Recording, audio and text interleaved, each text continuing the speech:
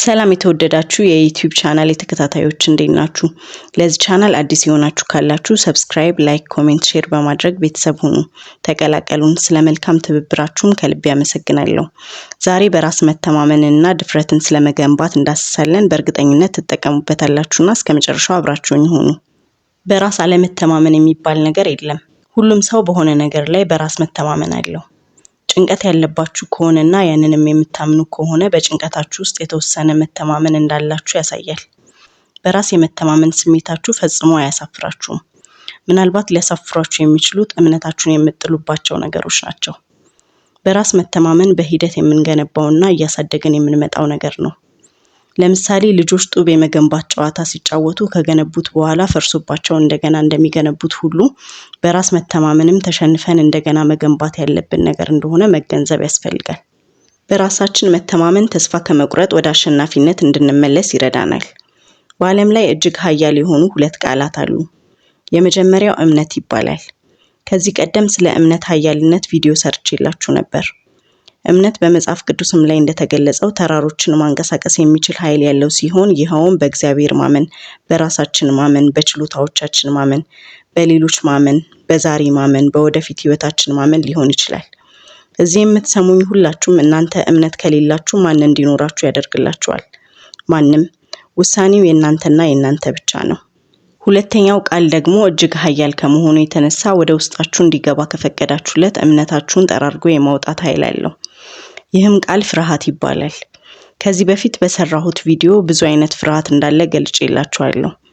ለምሳሌ አንድን ነገር ማድረግ ያለመቻል ፍርሃት፣ ያለፈውን ነገርና የሚያመጣውን መዘዝ መፍራት፣ ነገ ይዞት ሊመጣ ስለሚችለው ነገር መፍራት፣ መውደቅን መፍራት፣ መድረክ ላይ በሰዎች ፊት ለፊት የመቆም ፍርሃት ብለን መዘርዘር እንችላለን።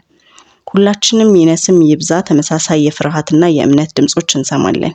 በአንድ በኩል ፍርሃት ይህንን ማድረግ አትችሉም፣ ስኬታማ አትሆኑም፣ ድፍረት የላችሁም እያለ ያንሾካሽክባችኋል። በሌላ በኩል ደግሞ እምነታችሁን እንደምትችሉ ካሰባችሁ ሁሉንም ነገር መስራት እንደምትችሉ፣ ድፍረት እንዳላችሁ፣ ሰዎች እንደሚያከብሯችሁ፣ በእናንተ እንደሚተማመኑና ክብርና መተማመን እንደሚገባችሁ ሹክ ይላችኋል። ነገር ግን እምነትን እንጂ ፍርሃትን ወደ ውስጣችሁ ማስረጽ የለባችሁም።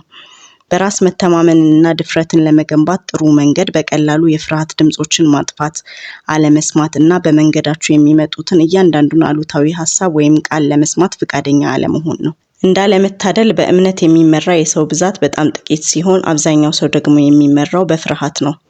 በውስጣችሁ በራስ መተማመን በመገንባት ውስጥ በኋላ አደርገዋለሁ የሚባል ነገር የለም። አንድ ጥቅስ አለ፣ ብዙ ሰው ያውቀዋል ብዬ አስባለሁ። ለዱቤ ነገ ይምጡ። ነገ የሚባል ነገር የለም።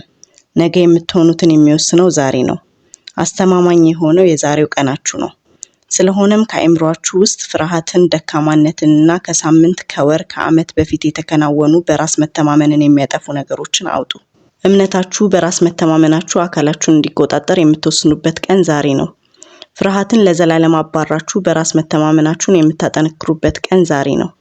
ከዚህ በመቀጠል በራስ በመተማመን ፍርሃትን በድፍረት እንድትተኩ የሚረዱ ነጥቦችን እናንሳ። አንደኛ፣ ሁሌም ቢሆን በራሳችሁ እመኑ። ስለ እናንተ ሌላ ሰው እንዲመሰክር አትጠብቁ።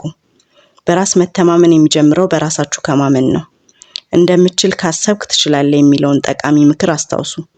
ምክንያቱም አንድን ነገር እንደምታደርጉ ካመናችሁ ታደርጉታላችሁ።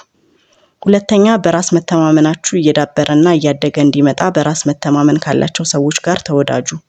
አሉታዊና ፈሪ ከሆኑ ሰዎች ራቁ። በራስ መተማመን ካላቸው ሰዎች ጋር ስትወዳጁ የራሳችሁን በራስ የመተማመን መንፈስ ታጠነክራላችሁ። ሶስተኛው፣ በራስ የመተማመን ስሜታችሁን አስተካክሉ። ውስጣችሁ በምትገነቡት እምነት በራስ መተማመናችሁን ከፍ ማድረግና ማስተካከል ይቻላል።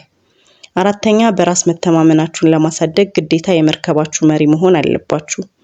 በራሳቸው የሚተማመኑ ሰዎች ድፍረታቸውን የሚያገኙት ከፍርሃታቸው በመሸሽ ሳይሆን ፍርሃታቸውን በመጋፈጥ ነው። እናንተም ተመሳሳይ ነገር ማድረግ መማር አለባችሁ። ጥርጣሬዎቻችሁን ፊት ለፊት በመጋፈጥ ከጥርጣሬዎቻችሁና ከፍርሃታችሁ በላይ መሆናችሁን ማስመስከር አለባችሁ። እናም የመርከባችሁ መሪ መሆን አለባችሁ። አምስተኛ፣ በራስ መተማመናችሁ እንዲጨምር በስራ ተጠመዱ። አንድ ሰው በስራ ሲጠመድ ፍርሃትና ራስን መጠራጠር እዚያ ሰው ውስጥ ለመኖር ቦታ አያገኙም። ዓለማችን በራሳቸው በመተማመን ስኬትን ባገኙ ስኬታማ ሰዎች የተሞላች ናት።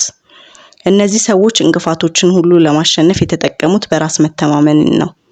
እናንተም ድካምን ወደ ጥንካሬ መለወጥ ትችላላችሁ። በራስ መተማመናችሁን ይበልጥ ለመገንባት አንድ ነገር አስቡ።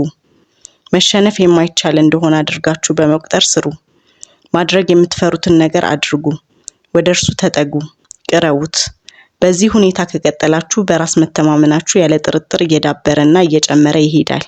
ውድ የቻናሌ ተከታታዮች ለዛሬ አዘጋጅቼ ያቀረብኩላችሁ ይህንን ይመስል ነበር። እስከ መጨረሻው ስለተከታተላችሁኝ አመሰግናለሁ። ቻው።